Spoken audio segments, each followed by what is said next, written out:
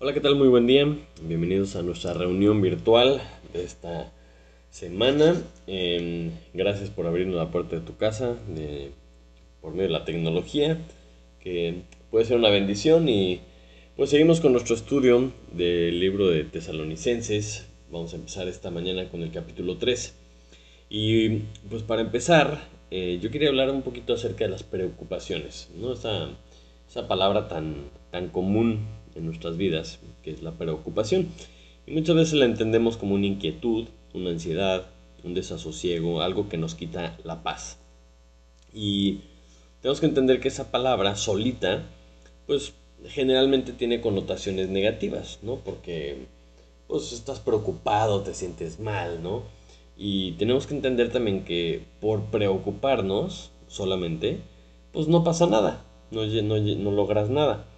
Y si analizamos la palabra preocupación, es interesante que yo la veo como ese sentimiento que viene antes de la ocupación.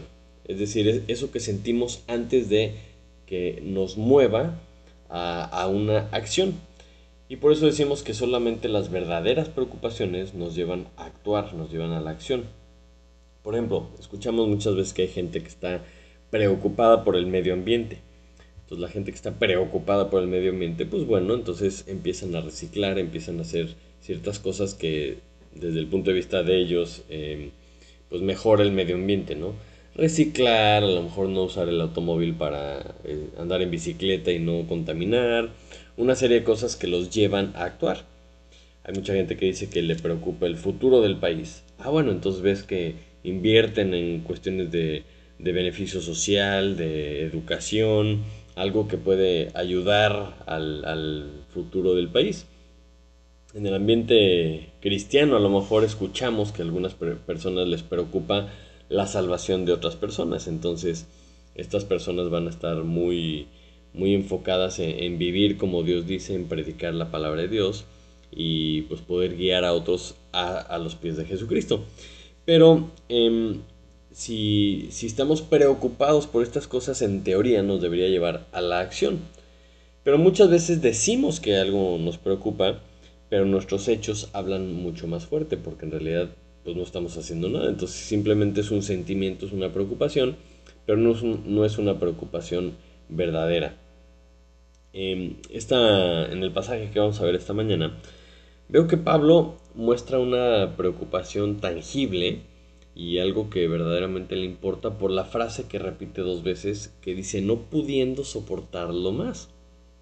Esto como que es una expresión muy fuerte, ¿no? Cuando no puedes soportar algo más, es verdaderamente algo fuerte, ¿no? No es algo que puede ser trivial o puede ser algo como que no te importa mucho, sino que no pudiendo soportarlo más, nos dice que tuvo que hacer algunas cosas. Entonces, vamos a ver qué es lo que le preocupaba a tal grado que lo llevó a actuar de esta manera. Acompáñame a 1 Tesalonicenses 3 y vamos a leer del 1 al 5, dice así la palabra de Dios.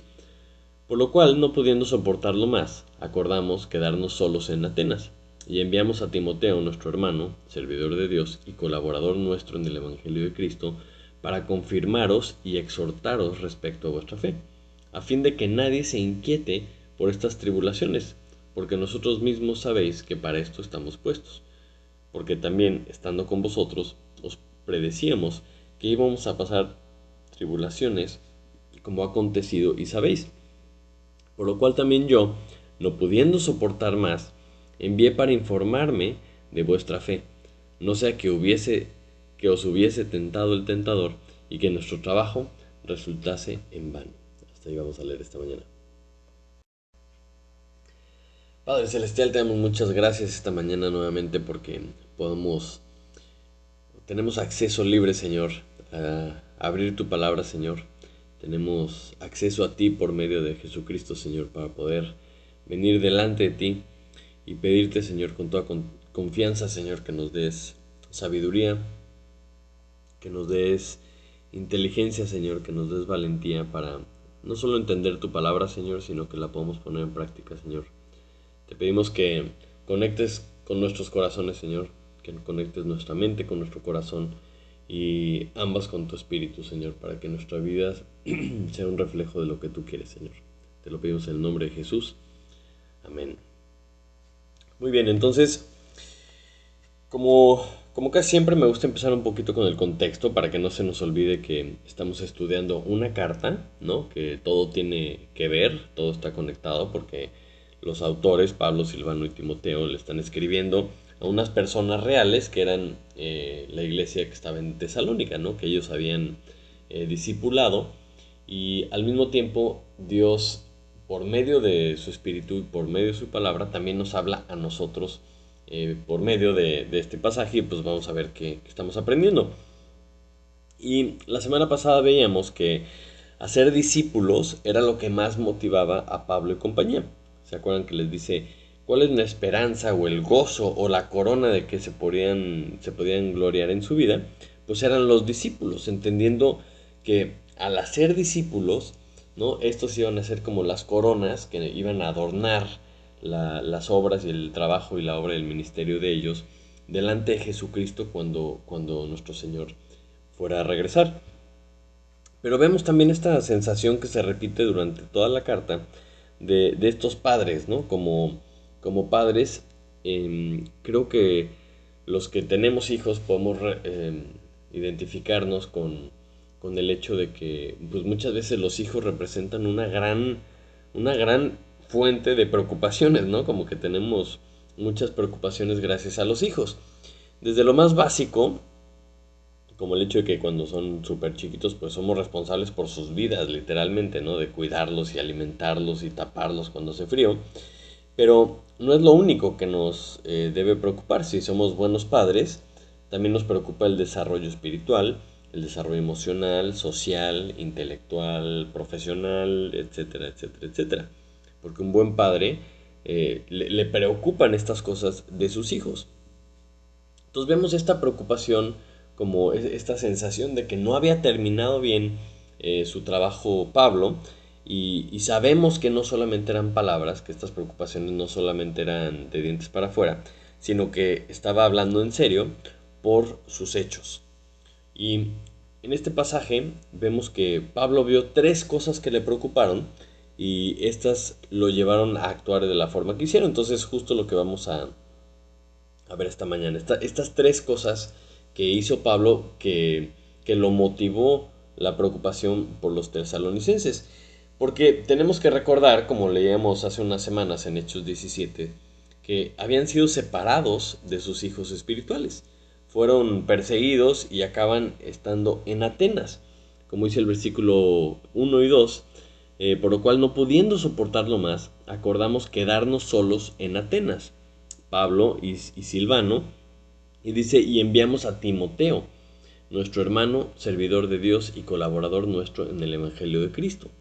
Entonces, dos se quedaron en Atenas por la gran persecución, seguramente Pablo era el más popular con los enemigos, y pues por eso mandan a Timoteo de regreso para que les informara cómo estaban, y esto es donde nos encontramos con las palabras claves que es importantísimo identificarlas cuando estamos estudiando la palabra de Dios. Pablo menciona tres veces para, o sea, para qué estaba enviando a Timoteo y qué es lo que quería lograr con enviar a Timoteo, que es la expresión a fin de, ¿no? Entonces dice, les envío a Timoteo para esta serie de cosas y a fin de algo que quería lograr con este plan que estaba teniendo. Entonces, empezando con el versículo 2, dice que enviamos a Timoteo, nuestro hermano, servidor de Dios y colaborador nuestro en el Evangelio de Cristo, para confirmaros. No está diciendo que es respecto a vuestra fe. Entonces el primer punto es que envía a Timoteo para confirmarlos respecto a su fe. Y luego el versículo 3 dice, a fin de que nadie se inquiete. A fin de que nadie se inquiete por estas tribulaciones. Entonces envía a Timoteo para confirmarlo respecto a su fe, a fin de que no fueran inquietados. Y vamos a entender un poquito esta palabra de confirmarlos, ¿no? ¿Qué significa confirmarlos? Y más cuando se refiere a confirmarlos en su fe. Lo que está diciendo Pablo es que los quería conformar en las cosas que creían. Y esta palabra significa establecerlos. Nos da esa sensación de ser inamovible o de estar firme sobre una cosa, ¿no? Y nos podemos preguntar, bueno, ¿por qué Pablo quería que sus discípulos estuvieran firmes, que estuvieran inamovibles?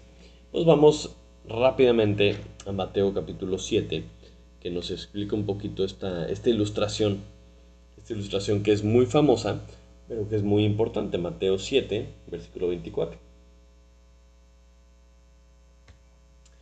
Dice así, está hablando Jesús, y dice, cualquiera pues que me oye estas palabras y las hace, le compararé a un hombre prudente que edificó su casa sobre la roca.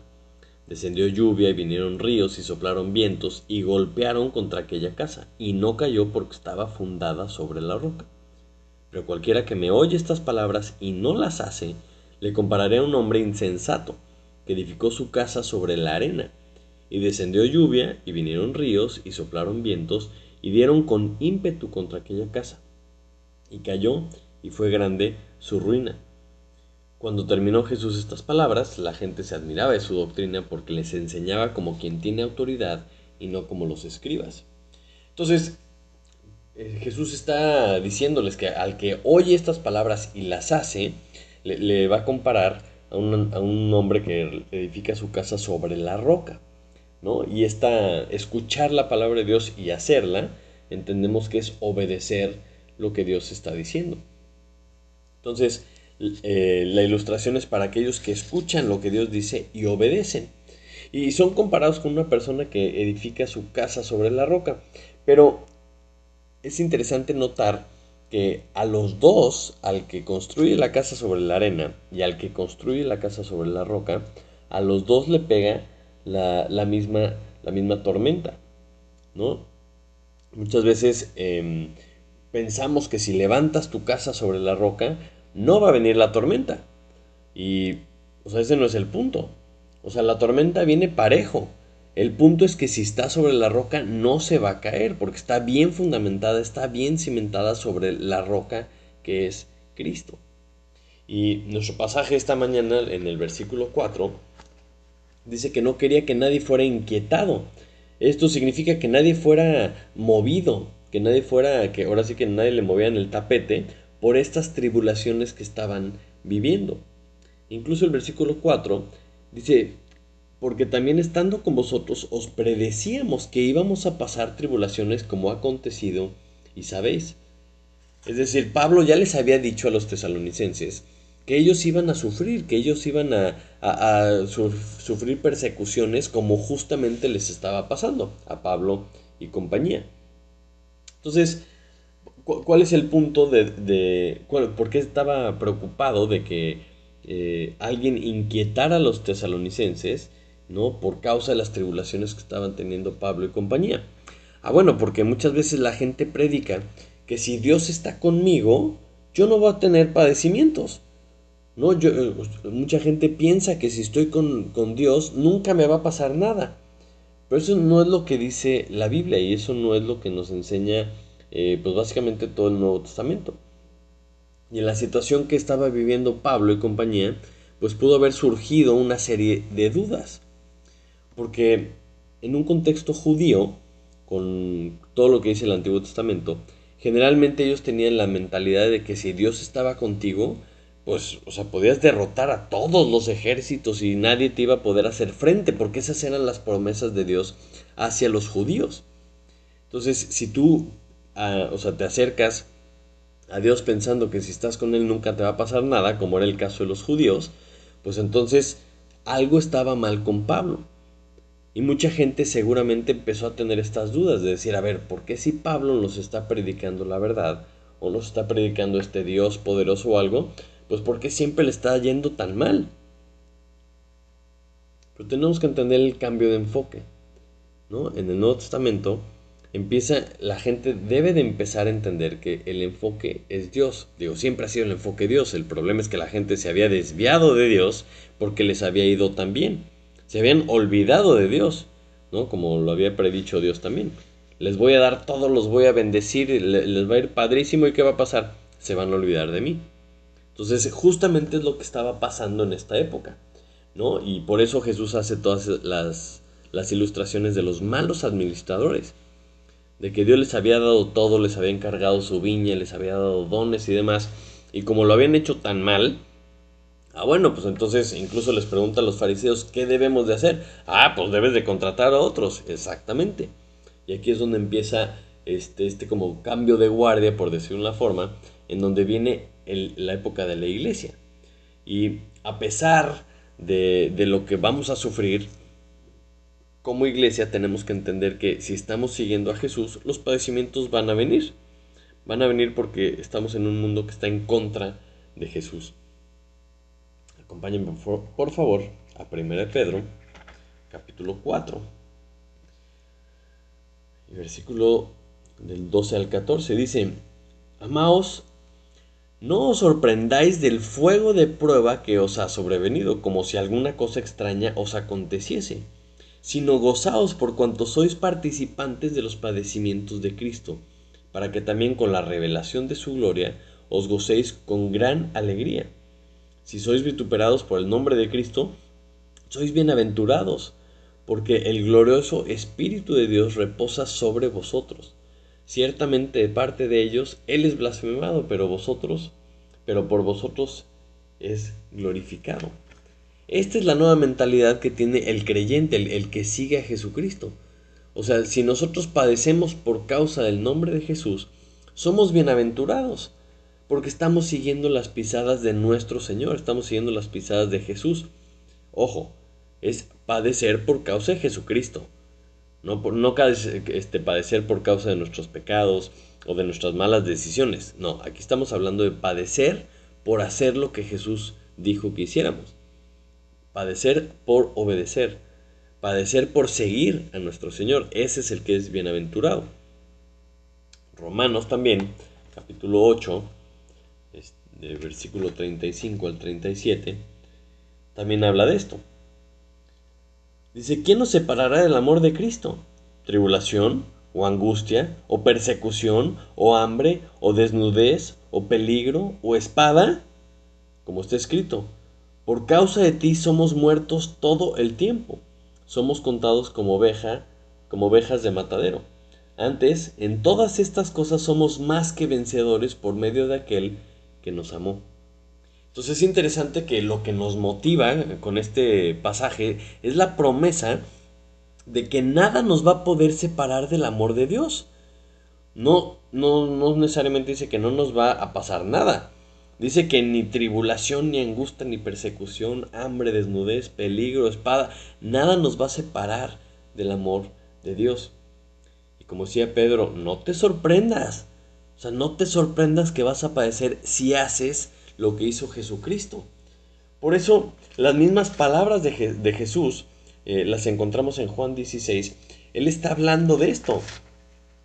En Juan 16 dice, estas cosas os he hablado para que no tengáis tropiezo.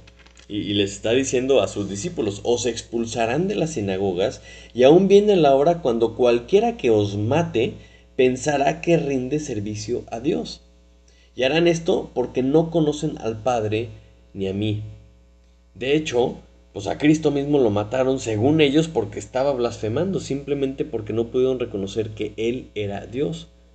Y desde el punto de vista judío, si alguien decía que era Dios, pues lo tenían que matar. Claro que no fueron muy obedientes a su ley. Pues usaron a los romanos para que los mataran, pero, o sea, desde el punto de vista de ellos, era un blasfemo Jesús, ¿verdad? Porque había dicho que era Dios. Y eso pues no les convenía porque iban a perder su posición. Pero Jesús está diciendo, esto va a pasar. Y aun si alguien los mata, va a pensar que le está haciendo un servicio a Dios. Pero el problema era que no lo conocían ni a Él ni a Dios. Y un poquito más adelante, el versículo 33 dice, estas cosas os he hablado para que en mí tengáis paz. En el mundo tendréis aflicción, pero confiad, yo he vencido al mundo. Y si nos ponemos a pensar, en este mundo tenemos garantizado el sufrimiento. Simplemente porque es un mundo que está completamente contaminado, completamente infestado de pecado. Y el pecado trajo la muerte. ¿no? Y ya por la pura muerte y por las enfermedades, todo, ya tenemos garantizado el sufrimiento de nosotros, de nuestros seres queridos, de todas las personas que han vivido, ¿no? Todas las personas que han vivido han muerto, excepto ahí unas cuantas que Dios se los llevó, pero cualquiera ahora sí que de los normales, pues vamos a enfermarnos, vamos a morirnos y es sufrimiento garantizado. Pero no solo eso, sino que además es un mundo que está gobernado por Satanás. Entonces, tenemos que entender que si somos hijos de Dios, además vamos a sufrir, tenemos garantizado el sufrimiento, simplemente por ir en contra del sistema que está controlado por Satanás. Por eso Jesús les anticipa y le dice, pero confiad, o sea, yo he vencido al mundo. Esto es lo que tenemos que agarrar, estas palabras son las que tenemos que agarrar para decir, tenemos que estar firmes en Cristo, tenemos que estar firmes en nuestra roca que es Él. Y lo opuesto a firmes es fluctuantes. Como dice Efesios 4, ¿no? Que no podemos estar fluctuando por cualquier viento de doctrina. Hoy escuchamos una cosa, mañana escuchamos otra y cada día queremos algo distinto. Pero si estamos firmes, fundamentados en Jesucristo, vamos a estar firmes, no vamos a estar fluctuantes. Y esa es la seguridad que debe tener un discípulo. ¿Qué es lo que Pablo quería? No, Pablo quería que estuvieran confirmados en su fe, confirmados en lo que creían, en lo que ellos les habían enseñado. Entonces, como diciéndoles, no se vayan a preocupar, no se vayan a inquietar, no vayan a ser movidos de lo que ya creen por los padecimientos de Pablo y por los padecimientos que ellos mismos, los tesalonicenses, iban a tener en el futuro. Y eso es lo que todos los hijos de Dios, ¿no? Y todos los discípulos de Jesucristo debemos creer. Tenemos que estar establecidos en la roca. Y hasta que no estamos establecidos en la roca, no podemos decir que somos discípulos de Jesucristo. Porque la gran comisión dice, id y hacer discípulos a todas las naciones, bautizándolos en el nombre del Padre, del Hijo y del Espíritu Santo. Y dice, enseñándoles que guarden todas las cosas que os he enseñado. Entonces, aquí es donde tiene un poco más de chiste. O sea, no solamente es evangelizar, sino que es confirmar a los discípulos que estén bien establecidos en lo que creen y que estén obedeciendo eso que creen. Sí, porque si recordamos las palabras de Jesús, el que edifica la casa sobre la roca, el que está firme y el que va a aguantar la tormenta, es aquel que oye la palabra de Dios y la hace. Es la misma idea. Es el mismo Jesucristo el que es el que está dando estas instrucciones. No es solo escuchar, no es solo asistir el domingo, no es solamente creer, no. Es obedecer lo que Jesús mandó. Ese es el discípulo establecido, ese es el discípulo confirmado que está firme en lo que cree. Entonces, primera razón por la que Pablo les manda a Timoteo es para confirmarlos en su fe. Pero continúa diciendo otra palabra, porque dice también para exhortarlos en esa misma fe. Y dice, a fin de que no sean tentados. Es interesante cómo conecta las ideas, porque dice que envía a Timoteo para confirmaros y exhortaros respecto a vuestra fe, a fin de que nadie se inquiete por esas tribulaciones. ¿Sí? Y acaba diciendo que para que no os hubiere tentado el tentador. Entonces vamos a ver un poquito a qué se refiere. Porque esta palabra es una de esas palabras que tiene profundidad. ¿Qué significa exhortar a alguien? ¿No? Hemos visto que significa consolar, significa animar. Muchas veces en ciertos contextos significa implorar, o sea, como pedirte que hagas algo, ¿no? Y también en otras es como mantener pegado, ¿no? Estar al lado de alguien, o sea, te estoy exhortando para que te quedes aquí. Entonces, esta es una de las funciones más importantes del Espíritu Santo. ¿No? Muchas veces en los pasajes que habla acerca del Espíritu Santo, el consolador, ¿no? El que nos recuerda las palabras de Dios, el que nos redarguye de pecado, el Espíritu Santo tiene muchas veces esta función de exhortarnos para mantenernos pegados a nuestro Dios.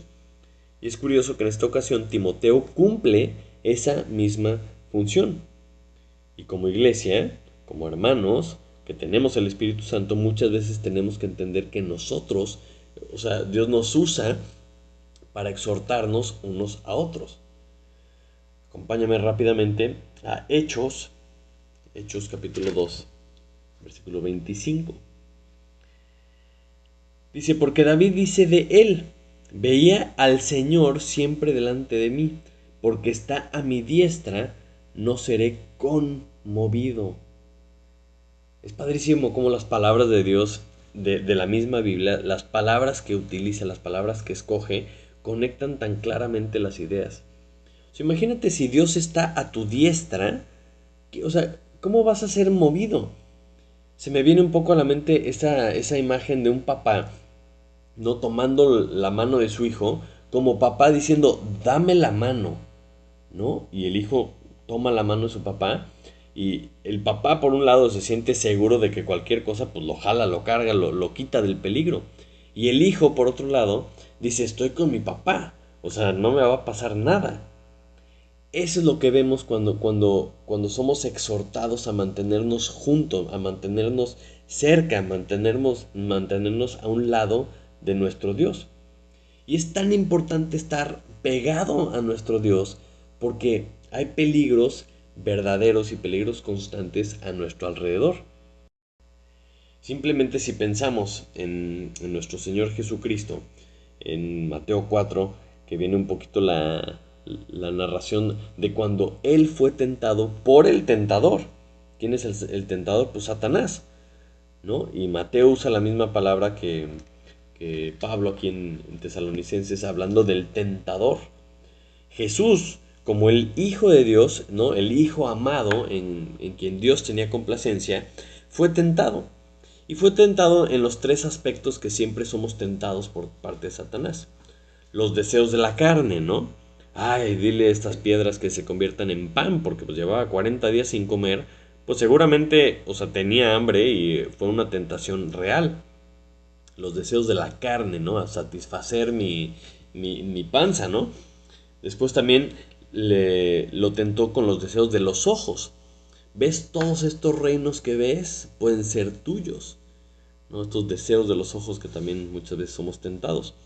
Y por último, también eh, lo tienta con la vanagloria de la vida, ¿no? Si verdaderamente eres el Hijo de Dios, aviéntate aquí del pináculo del templo, porque pues Dios, la Biblia dice, ¿no? Que mandará a tus ángeles para cuidarte. Entonces, como diciéndole, si verdaderamente eres quien dices que eres, pues aviéntate, ni modo que te mueras, pues te van a venir a salvar. Pero le estaba tentando en el aspecto de la vanagloria. Las tres veces Jesucristo le contesta con la palabra de Dios, se mantiene firme, obviamente, en su propósito y en lo que Dios quería para alejar al tentador. Pero ¿por qué somos tentados? ¿Por qué somos tentados? O sea, ¿por qué no simplemente podemos vivir sin que seamos tentados? Bueno, Santiago nos explica claramente esto. En Santiago capítulo 1 versículo 13 dice, cuando alguno es tentado, no diga que es tentado de parte de Dios, porque Dios no puede ser tentado por el mal, ni Él tienta a nadie, sino que cada uno es tentado cuando de su propia concupiscencia es atraído y seducido. Entonces, la concupiscencia después que ha concebido da a luz el pecado, y el pecado siendo consumado da a luz la muerte. Entonces, si nos ponemos a pensar, dice, ¿por qué somos tentados? O sea, ¿por qué somos tentados? O vámonos más para atrás. ¿Para qué quiere el tentador tentarnos? Si nosotros entendemos que si estamos al lado de nuestro Padre, ¿no? Agarrándolo de la mano, o sea, Satanás no se va a acercar. O sea, no estamos en peligro cuando estamos junto a Dios. Pero lo que Dios quiere es que por medio de la tentación, ¿no? Que tienta nuestra concupiscencia, caigamos en pecado. ¿Y qué es lo que pasa con el pecado? En el momento que nosotros, ¿no? Como dice aquí, que concebimos y da a luz el pecado, lo que pasa es que nos separamos de Dios. Nos separamos de Dios hasta que no le volvemos a pedir permiso. Digo, perdón. Si le pedimos perdón, somos reconciliados y ese pequeño momento en cuanto estamos pecando, hay una pequeña separación con Dios. ese es el momento que Satanás usa para podernos zarandear, para podernos meter dudas, para podernos alejar de la iglesia, de nuestros hermanos, alejarnos de la palabra de Dios, alejarnos de nuestro Dios. Y como leíamos hace un momento, no es que nos aleje del amor de Dios, pero sí mancha nuestro testimonio. Apaga un poquito esa fuente de luz que tenemos que ser reflejando lo que es nuestro Dios. Sufrimos las consecuencias de nuestros pecados, ¿no? Y empieza a lograr su cometido, Satanás, ¿no? Porque lo que él quiere es estorbar, como veíamos la semana pasada. Estorbar que hagamos lo que Dios quiere. Y ahora nos quiere tentar precisamente para que pueda lograr su objetivo de que nosotros no logremos nuestro objetivo, que es glorificar a Dios con todo lo que hacemos, que no podamos hacer discípulos, que sea estorbada la obra.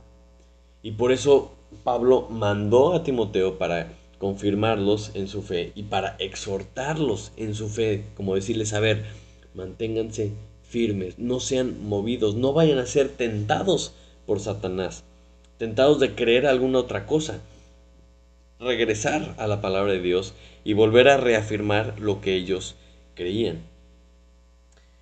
Y luego, ¿para qué estaba haciendo Pablo pues todo esto? ¿No? Vemos un poquito más adelante, en el versículo 5 dice, por lo cual también yo, no pudiendo soportar más, la segunda vez que menciona esto, envié para informarme de vuestra fe. O sea, envía a Timoteo para que le pasara el reporte, que le dijera cómo estaban. Estaban firmes, estaban pegados al Padre, no se habían movido. ¿Y para qué quería esto? ¿No? Como decíamos, para informarse y a fin de que su trabajo no hubiera resultado en vano. Si nos acordamos un poquito de lo que veíamos la semana pasada, no es que su trabajo fuera, ¿no?, la fuente de gratificación que él quería, sino que el trabajar en la vida de estos discípulos, el confirmarlos en la fe, en que estuvieran firmes en la fe, eso era lo que cumpliría la gran comisión en su vida. Por eso estaba preocupado, porque los discípulos verdaderamente fueran discípulos, verdaderamente estuvieran confirmados y que su trabajo, todo lo que ellos habían hecho, no resultara ser en vano. Entonces, cuando entendemos esto, entendemos que él quería estar seguro de que los discípulos eran discípulos. Los discípulos estaban agarrados de Dios, estaban firmes en el fundamento que es Jesucristo, porque entonces se podrían llamar discípulos. Y por eso nuestro discipulado, os enseñamos que el discípulo de Jesucristo es un discípulo, es una persona que está establecida en 4 cosas.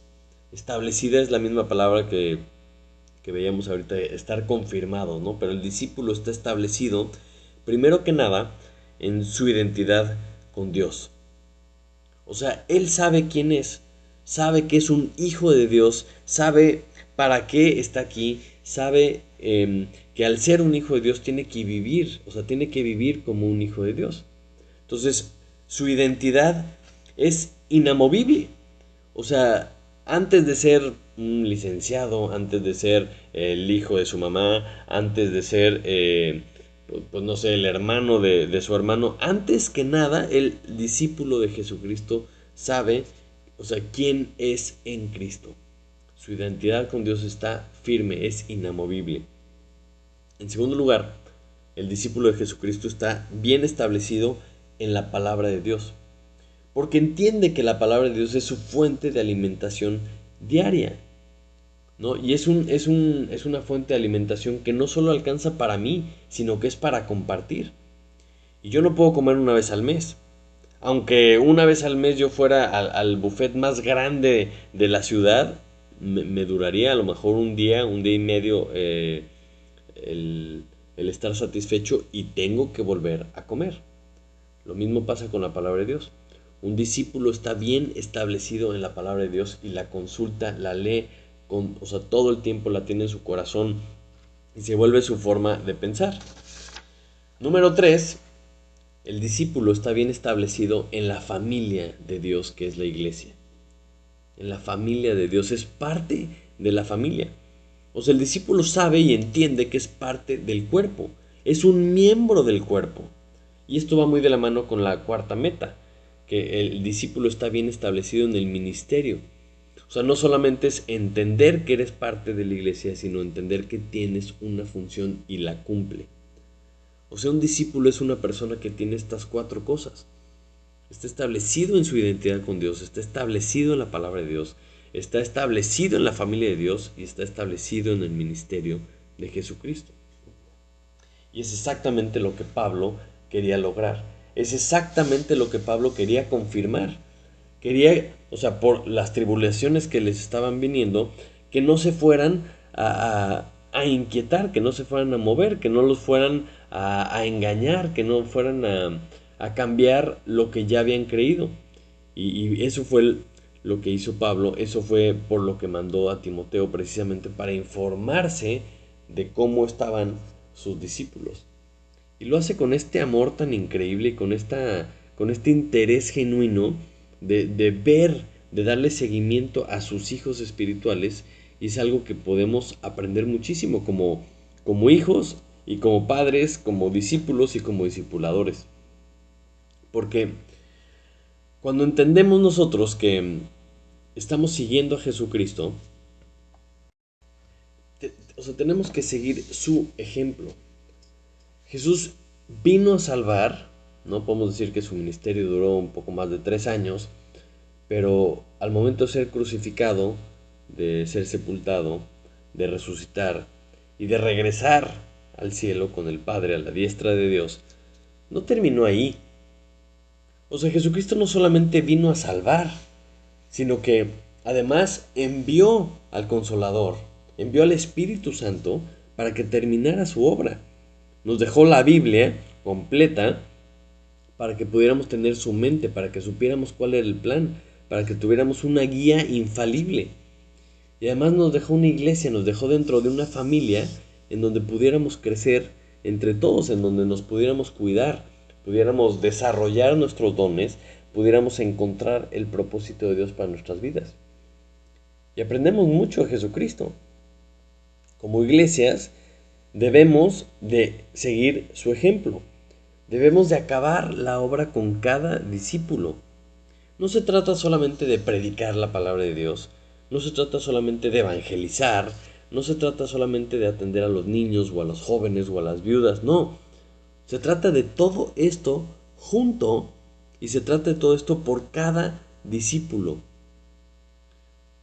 Como familias, como parejas, si tú tienes un hijo, entiendes el compromiso que es esto. Entiendes el trabajal que es criar a un hijo. No es una cosa que puedes hacer o que puedes tomar a la ligera, porque los resultados son catastróficos. Y eso es algo que como iglesia tenemos que entender. Hacer discípulos es una responsabilidad importantísima, porque el hacerlos bien implica todo lo que vemos que hizo Pablo. Implica ese interés y ese amor, esa preocupación, ese tipo de expresiones de no lo podía soportar más, no podía estar tranquilo hasta no saber que mis discípulos estaban bien, estaban firmes, no habían sido tentados, no habían sido movidos.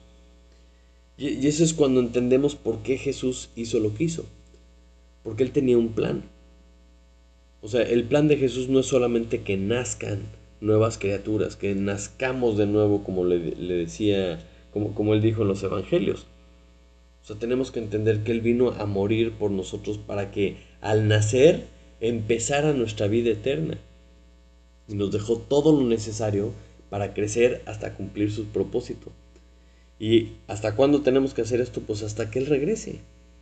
Porque entonces sí, ahora sí, todas las promesas, todas las bendiciones, todo lo que es la eternidad, entonces ahora sí entran en la película. Y mientras tanto tenemos que hacer discípulos. Por eso como iglesia, si tenemos estas preocupaciones y estas preocupaciones, digamos, son reales, nos deben de llevar a la acción. Muchas veces en la actualidad vemos que los creyentes, las iglesias, están más preocupados por no sufrir. Me dices, ay, ¿cómo puedes saber esto? Ah, pues por las acciones. sea, no queremos quedar mal con nadie, no queremos que nadie nos vaya a molestar en la escuela, en el trabajo, no queremos que se burlen de nosotros, que nos vayan a rechazar. Entonces yo entiendo al ver estas acciones que la gente no quiere sufrir. Están dispuestas incluso a cambiar la palabra de Dios con tal de no sufrir, pues no sé, que me quiten de YouTube o que alguien se vaya a ofender por lo que dice Dios. Con todo respeto, es más importante lo que dice Dios. Y si nosotros cambiamos lo que Dios dice para nosotros no sufrir algún tipo de oprobio, estamos teniendo las prioridades equivocadas, tenemos las preocupaciones incorrectas. Si decimos que tenemos una preocupación ardiente por la salvación de otros, pues nada más dime cómo estás tú en el discipulado. O sea, ¿cuáles son tus acciones? ¿Predicas a tiempo y fuera de tiempo? ¿Vives como un verdadero hijo de luz para que todos a tu alrededor te pregunten, oye, ¿qué es esto que estás haciendo, no? O sea, a mucha honra dices, yo soy el aleluyo, ¿no? De la escuela, del trabajo, y no te avergüenzas de hablar de tu Dios, de tu Salvador, de ese Rey de Reyes, de ese Rey del universo. La verdad es que muchas veces nos burlamos incluso entre nosotros, pero si lo logramos entender, no nos debería de dar pena hablar del Salvador del mundo, de nuestro Rey. Deberíamos de pensar todo lo que hago, porque pues esto es una prioridad para mí, todo lo que hago lo hago para glorificar a Dios. Entonces, si como Pablo el discipulado es una verdadera preocupación para ti, o sea, y me estoy refiriendo obviamente a cumplir la gran comisión, no es solamente enseñar, no es solamente conocimiento, o sea, tienes que enseñar a guardar, tienes que vivirlo, tienes que vivir lo que predicas, tienes que ser ejemplo para las siguientes generaciones, tanto físicas como espirituales. Y tenemos que asegurarnos de que estamos nosotros firmes en la roca, de que estamos pegaditos a nuestro Dios, para que nuestros hijos espirituales y nuestros hijos físicos lo vean y digan, este señor, esta señora, este hombre, esta mujer, son inamovibles porque están pegados a este Dios que me están tratando de enseñar. Yo quiero eso. Yo quiero estar tan pegado a un Dios que no puedo ser tentado. Yo quiero estar tan pegado a mi Dios que estoy fuera de peligros. Y estoy hablando de peligros, los peligros verdaderos, no que nos metan a la cárcel o alguna de esas cosas. Esos no son peligros verdaderos, son peligros temporales. Peligros verdaderos es estar separado de Dios para siempre. Cuando tú entiendes esto, cuando tú tienes las preocupaciones verdaderas, entonces se debe de notar. Debemos de tener este deseo como Pablo de no poder aguantar más. No puedo aguantar más que la gente no piense en Dios, que no crea en Dios, que no viva una vida plena, una vida segura y tranquila y llena de paz porque está agarrado de la mano. Vemos toda esta gente que está agarrada de lo que sea, de la política, de los hospitales, de la salud, de la economía, todas estas cosas, o sea, todas estas cosas se van a acabar. Lo único que es firme, lo único que es eterno es nuestro Dios. Y si es una preocupación real para nosotros, deberemos decir, tengo que hacer algo. Preocupación. Me preocupa que la gente no esté, que no conozca de Dios, entonces me lleva a actuar. Me lleva a decir qué tengo que hacer para que la gente conozca de Dios.